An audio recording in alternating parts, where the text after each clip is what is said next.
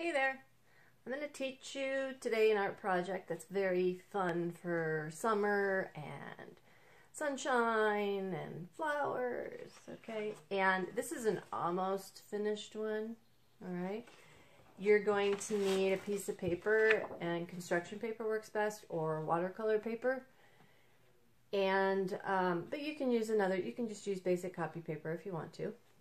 You're also going to need a pencil to start with, and eventually a Sharpie, okay? You will, for coloring, what works the best is watercolor at the very end. It's kind of like two steps to this, but you also can color it with oil pastel or crayon or colored pencil, okay? So I'll get you started. I'm going to use Sharpie to start, but you should use pencil. I'm using Sharpie so you can see it really well as I go, okay? And you can always pause this. I'm gonna be kind of pausing at each stage and then finishing it. So you will probably have to do the same, and in order to keep up with me, and that's okay. Okay. So let me put this so you can see my paper. All right. And I'm gonna move you toward me. All right. So what you're going to do to start is you need to decide it's going to be a sunflower, okay? And you're going to make a pretty large center for your flower, but you also need the space around it where the petals will go. We start with the center of the flower, and I make my circle. Doesn't have to be perfect, because in the real natural world, the circles are not perfect, okay? But I have space here for my stem and such. I have space for my petals. All right, so make your circle. Don't use Sharpie, use a pencil. When you're all done with your drawing, you can go back and go over it with Sharpie. Okay, actually after your painting is best time to go over it with Sharpie. Okay, now the next stage is making the petals. And the petals are kind of a shape like this. They're kind of pointy at the top, and then they come down wider at the bottom. So I'm going to make an example. I start like this, and I have it come down. Okay. And then I don't want all my petals kind of pointing in one direction. I can kind of turn my paper to make my next one. And these are touching. All right, turn my paper.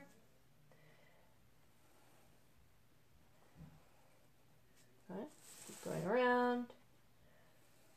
Like a Hershey's Kiss shape, or the tip of a leaf kind of shape. Goes around. They don't point like a triangle. They kind of dip up. Does that make sense? Okay. Go all the way around, and it's okay if it goes off your paper a little bit. Kind of cool when stuff like that happens. Whoops. All right, now the next part is to make, there is another layer of petals that goes around, okay? If you're not caught up with me, you're just going to pause until you're caught up. That's fine. The next part, though, you're going to go put a petal in between these. All right, so you just draw the top that you would see. Turn your paper, draw the next top. Turn your paper, draw the next top. Keep going around like that. I'm going way fast. You are probably going to have to pause and do this as you go. And then when you're caught up with all of those, you can put the video back on. Okay. Now you only do one more row. You don't do two. Okay. You do one more row like that. Ends up like that. All right. Now until you're done, you want to pause the video until you're done. The next thing is the stem. I'm going to make a stem come down, and it's never going to be perfectly straight.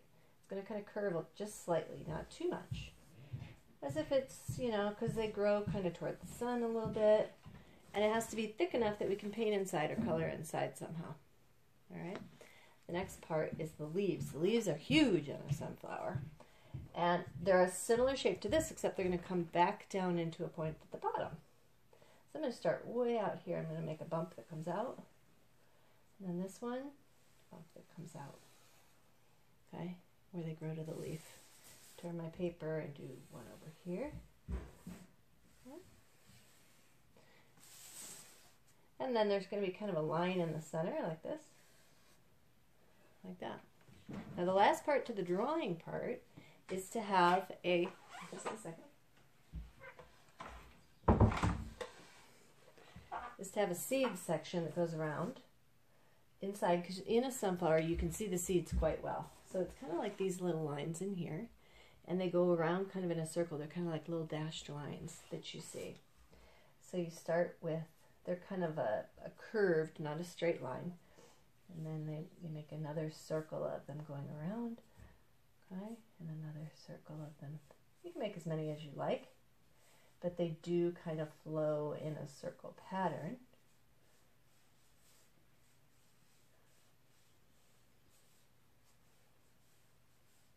Yeah, like that.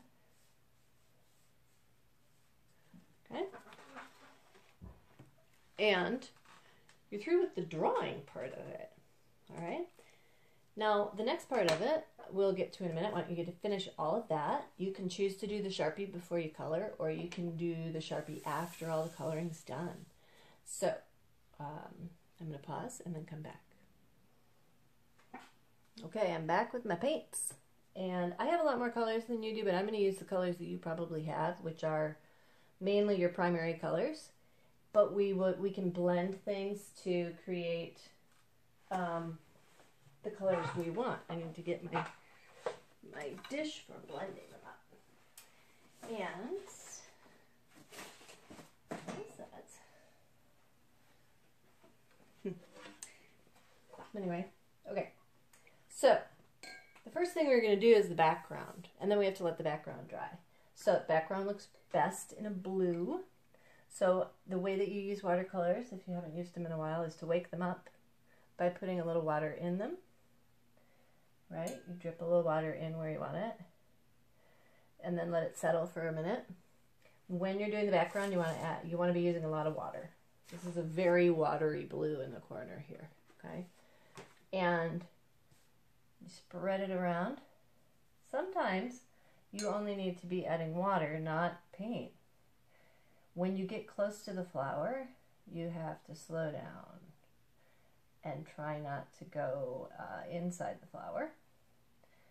And the reason we do the background first is because if we do the background after, as we go around the flower, it would probably all smear together. Okay.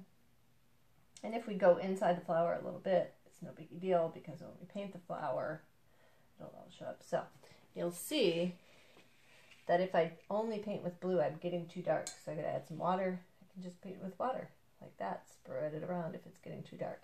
If your paint's not spreading, then you don't have enough water in it.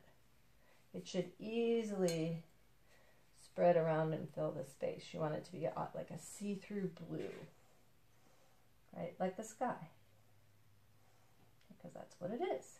We're not painting clouds or anything back there. We're just painting the sky. So that's not spreading very well, so I'm going to paint with water to get it to spread. All right. Paint around this. I want to get as close as I can, staying on the line. Sometimes you'll have to use a brush that is smaller to get in the smaller spaces. Depends on the kind of spaces that you have. If you go inside your flower a little bit, it's no biggie deal. Don't freak out. Okay. And go around like this. Get all those spaces that would be the sky behind the flower. Trying to keep the blue kind of even everywhere. And then you play a waiting game after that. You have all this done. Do not paint the flower until the sky is totally dry. So I'm going to pause and we'll go back to the sky later. Okay, so we're back. And now the background paint is dry. And we're ready to do the rest of this. So what I'm going to do is the first area that I'm going to paint is going to be my leaves and my stem. And I'm going to use greens and yellows. You'll see in this one there's greens and yellows, dark greens, light greens, yellows. So if you have green and yellow, you can make those kinds of things. So I'm going to wake up my greens. I have a couple of greens, but you might only have one. That's okay. You can kind of make a brighter green using your yellow. So you dip some water in them, and then let it soak in a little bit. I'm going to start with the green. I'm going to put green. Ooh, that was bright green. And I'm going to go around, use a darker green, the edge of my leaf. Okay, and while it's still wet, I'll add the yellow. But I'm going to do a little bit on one side of the stem. Okay, you'll notice leaves are really, they do have a lot of yellow in them. A yellow green, like a Kelly green in them. And typically it's where the sun's gotten really bright in them. Oof, that's a neon yellow. I don't like that. I'm going to use this yellow. Kind of more of a golden yellow. And then if I do it while the green is still wet, it kind of blends in a little bit. Okay, and I kind of overlap them a little bit. See? Okay. How that works? We're close enough there. All right. Now, the next part is, just a second. Okay, trying to move it a little closer to you and get rid of the bright light. But the next part, I'm going to use brown and some yellow. Brown on the edge, yellow on the inside. Kind of doing it the same way where I overlap them a little bit so they blend together. So I use quite a bit of water. I'm going to wake up my brown. Wake up. I'm going to use the same kind of gold and yellow, not a neon yellow. I'm going to go around the brown first. And this makes it look more three-dimensional because it looks brighter in the center where the light's getting to it, darker around the edge, so it looks like there's a shadow there. Before I dip in my yellow, I rinse my brush out because otherwise you're going to get a brown yellow forever in your paint tray. Okay, and then I kind of overlap those a little bit. Kind of keep going around. And if you paint it in a circle, you kind of maintain that circle. Okay, so it looks a bit like that. Now, the petals, you do a similar thing, but you're using orange on the edge and yellow on the inside. Okay, kind of a golden yellow and a bright orange. So I'm going to use I'm going to wake up my orange, use my bright yellow, get them really wet so I can just keep dipping in them. And you might want to, if you have a skinnier brush, you might want to use it. If you don't, that's okay. We'll still make it work, right? And you want to use the yellow while the orange is still wet. So you might only go like halfway around before you go back and fill in the yellow. Or just do a section of it like that.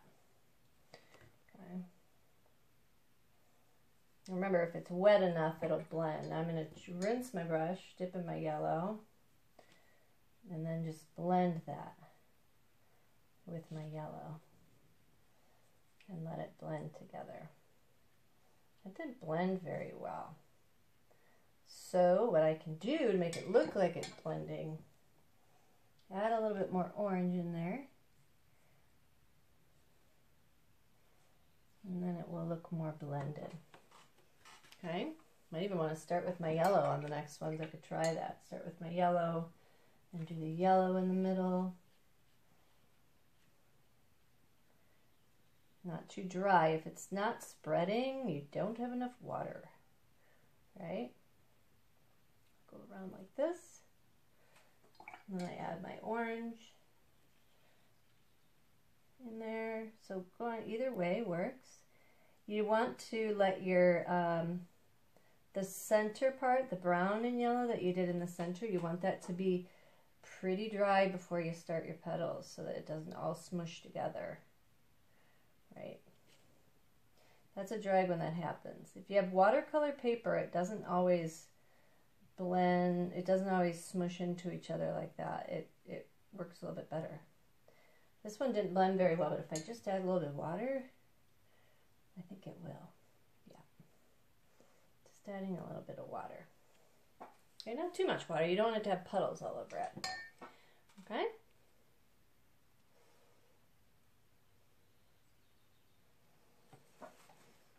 Okay, so I have my picture done.